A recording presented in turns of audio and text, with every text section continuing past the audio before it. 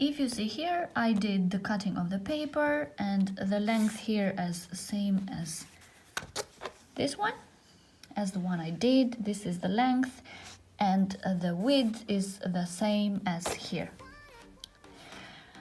Once I did that, I am going to cover this kind of a thick paper, which will give me the construction that I want.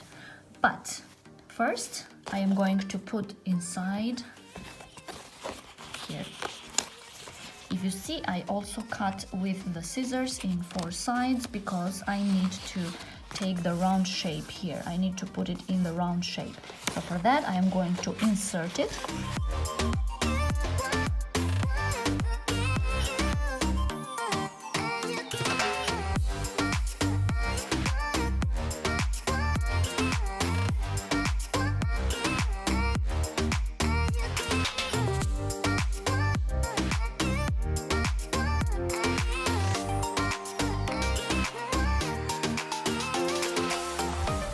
I think it's a little bit bigger here, but I am going to cut it.